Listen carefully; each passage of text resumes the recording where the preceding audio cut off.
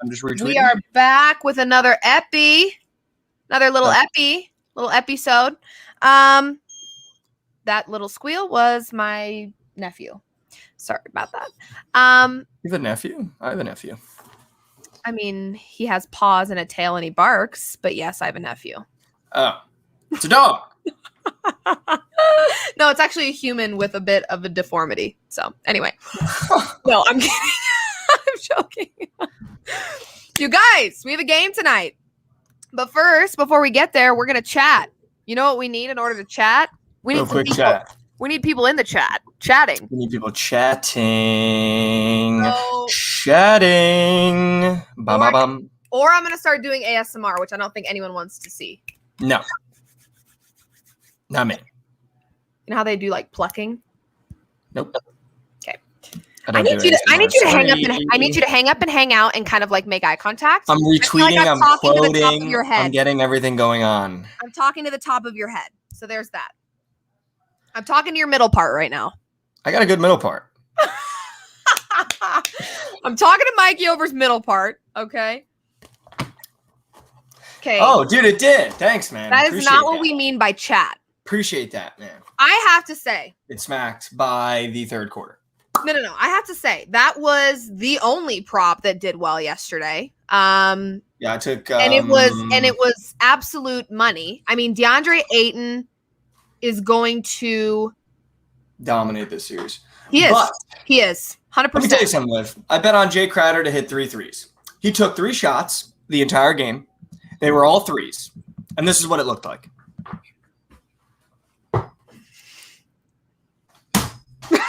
I mean, you'd think the guy just forgot how to shoot the ball. Well, maybe he didn't take his first shot till 12 minutes in. Maybe he did forget. You can't forget. But we've got a great game coming up here. Bucks Hawks. Let's talk about it. Let's go, Bucks. Let's talk about it for a second. We're in Milwaukee.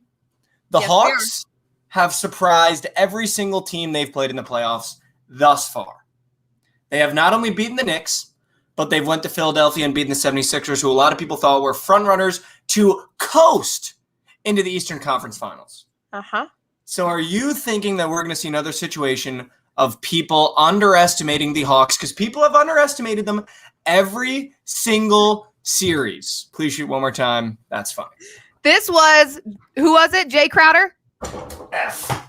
No, he wants to see Jay Crowder's invitation. Oh, the Jay Crowder. Yeah, this is Jay Crowder. Ready? Okay.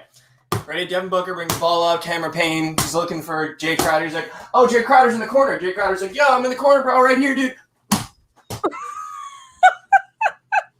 This couldn't be any farther away from the basket. Okay. You know what? But let's talk. Bucks Hawks. Let's talk about that. They beat the Knicks game 1. It's yeah. I mean, and people have underestimated the Hawks no matter if they win or lose. And I think this is the problem that the Bucks might run into. The Hawks match up very well against the Bucks, and I think better than most people think.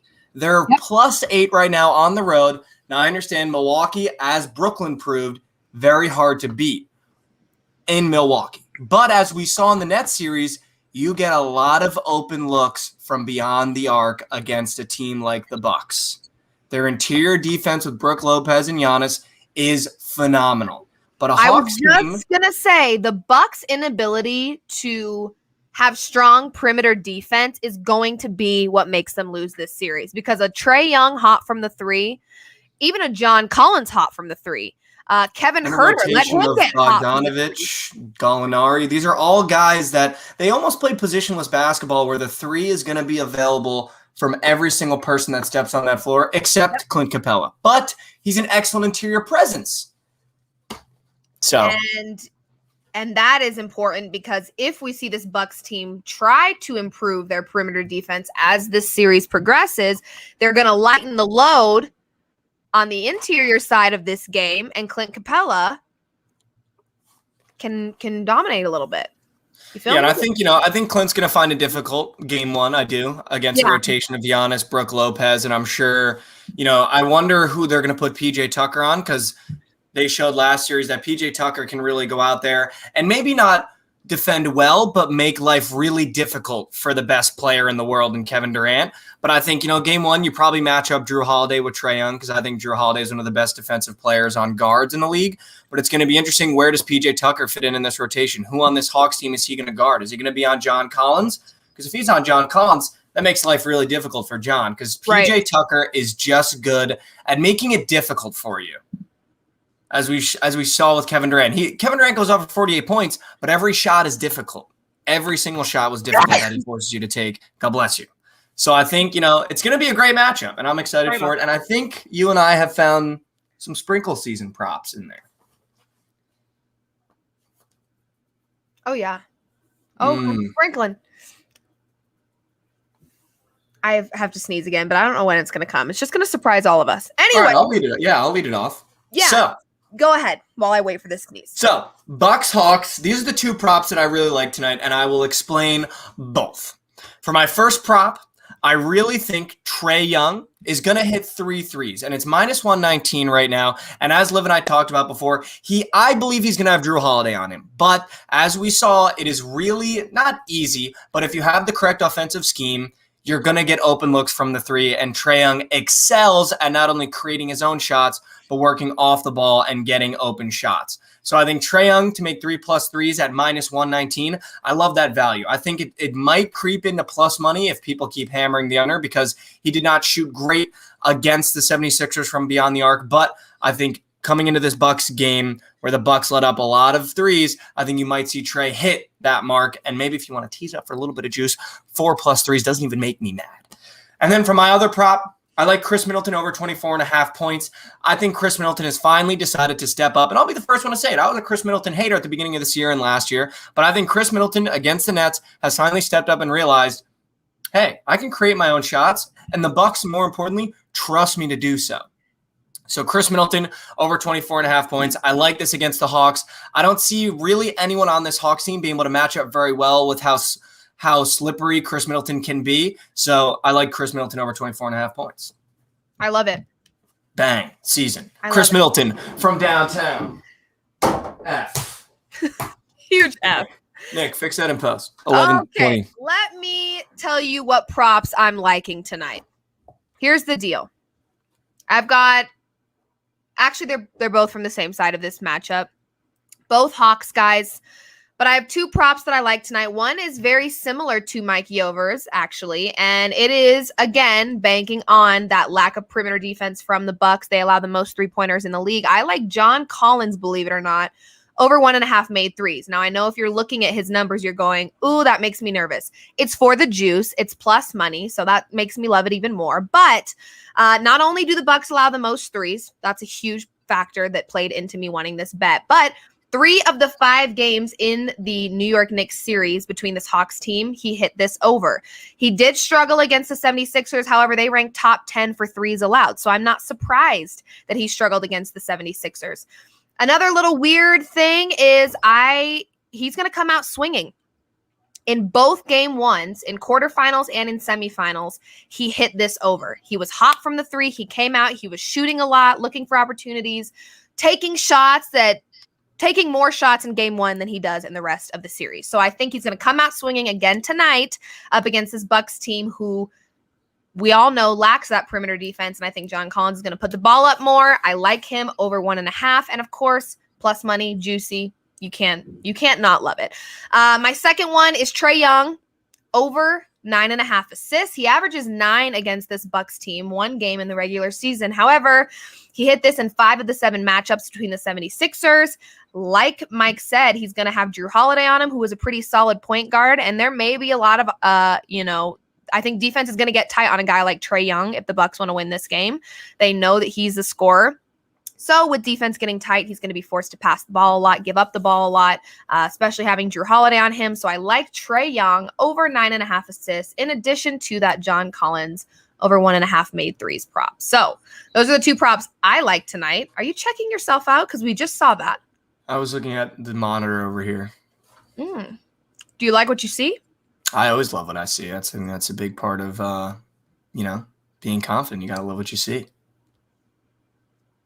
I feel like I'm in a post-game interview right now, and you're just asking me those questions. I feel like I just answered that like an athlete.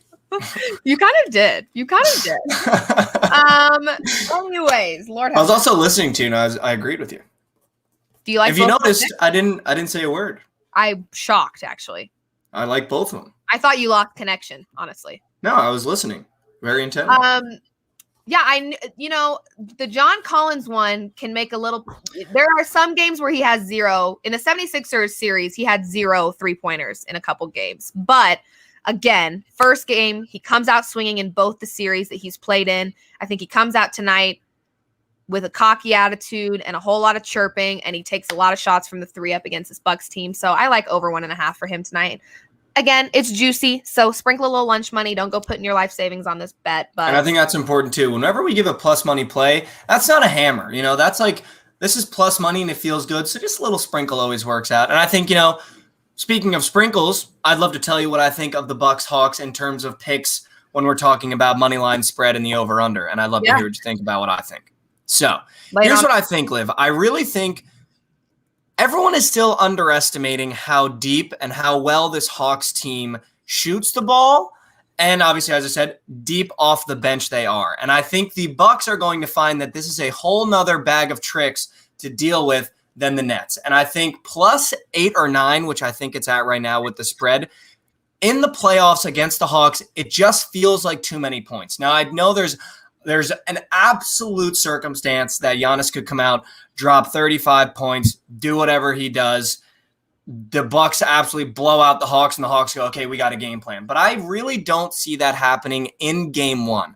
I think this Hawks team, one, is not afraid to play on the road. Trae Young has shown that he can go to the most hostile fan bases in the NBA, which is Madison Square Garden and Philadelphia, and absolutely turn up and not really worry about that outside noise. And I think that's what makes this Hawks team so strong, is that when you look at your best player, your leader in Trae Young, and he's smiling at the crowd, celebrating in front of the crowd, like, this is a guy where you get behind and go, okay, like, we're unbeatable. Like, there is no team or crowd that can break our spirit. So I think I would love a sprinkle on not only the Hawks spread, but I think the Hawks money line tonight, just because I love this Hawks team's mental ability to just go out there and say, hey, we don't care that we're in Milwaukee, because they didn't care they were in Madison Square Garden. They didn't care they were in Philly. So Milwaukee, to be honest with you, Milwaukee, those fan bases are much more aggressive and probably louder than you'll ever be. So I'm just saying. That's what I'm saying. If I was saying something, that's what Let me tell you. I completely agree with you. Not only do I like Hawks spread, but I am also taking the money line tonight. In both game 1s of their quarterfinals and semifinals series, they were on the road and won. I think this Hawks team is deep enough to come out absolutely swinging from every single angle. Every guy is going to come out of here and scare the crap out of this Bucks team, because they know that when they're in Atlanta,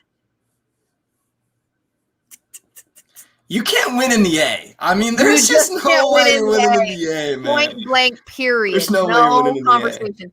When you're in the A, when Trae Young is in the A, it's unbeatable. Stop. It's actually unbeatable. Goosebumps, okay? It's actually unbeatable, bro. So when he told Madison Square Garden, I'll see you in the A, and then just dominated the Knicks for 2 straight games, I mean...